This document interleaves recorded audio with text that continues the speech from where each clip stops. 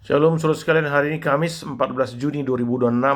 Matius 19 ayat 4 mengatakan, jawab Yesus, "Tidakkah kamu baca bahwa Ia yang menciptakan manusia sejak semula menjadikan mereka laki-laki dan perempuan?"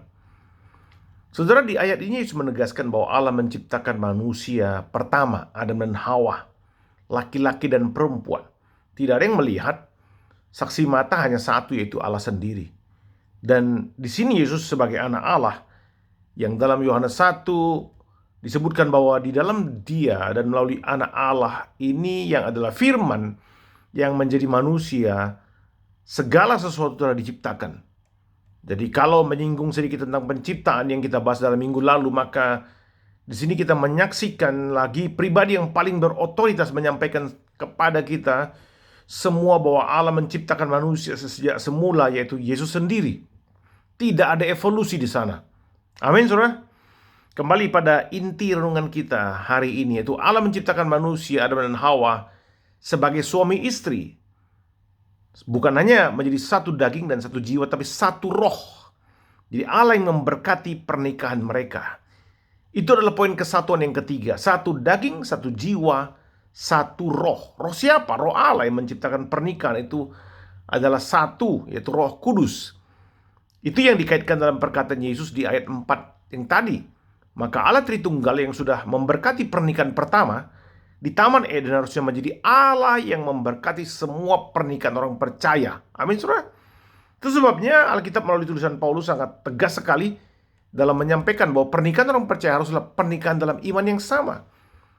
2 Korintus 6 ayat 14-16. Janganlah kamu menjadi pasangan yang tidak seimbang dengan orang-orang yang tidak percaya, sebab persamaan apakah yang terdapat antara kebenaran dan kedurhakaan? Atau bagaimanakah terang dapat bersatu dengan gelap? Paulus menyampaikan bahwa hati orang percaya sudah diterangi oleh Roh Kudus. Maka Roh Allah itu menerangi dua roh manusia, itu dua pribadi, suami istri itu menjadi satu roh dalam penyembahan kepada Roh Allah yang sama. Bila orang itu tidak percaya, maka rohaninya masih gelap, tidak mungkin bisa bersatu. Paulus melanjutkan dalam ayat 15-16, persamaan apakah yang terdapat antara Kristus dan Belial? Apakah bagian bersama orang-orang percaya dengan orang tidak percaya? Apakah hubungan bait Allah dengan berhala? Karena kita adalah bait Allah dari Allah yang hidup. Di sini Paulus menegaskan bahwa orang percaya adalah bait Allah karena Allah bertata di hatinya.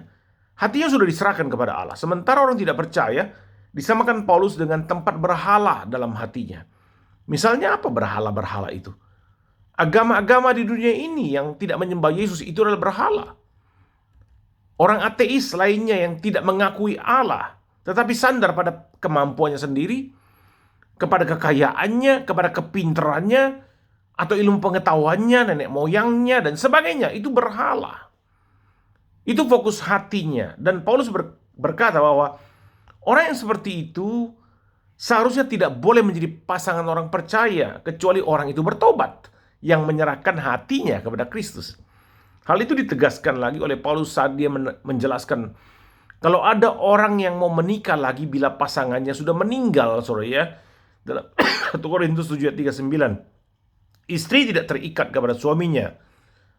Istri terikat selama suaminya hidup. Maaf. Kalau suaminya telah meninggal, bebaslah ia untuk kawin dengan siapa saja yang dikehendakinya, asal orang itu adalah seorang yang percaya. Maknanya pernikahan Kristen adalah kesatuan rohani dalam iman yang sama. Syaratnya Paulus katakan, kamu menikah dengan siapa saja, suku apa saja, bangsa apa saja, background apa saja, pendidikan apa saja, asal orang itu adalah seorang yang percaya. Amin, saudara. Beranikah kita sebagai pengikut Kristus mengikuti ajaran Alkitab ini? Amin. Tuhan memberkati sekalian.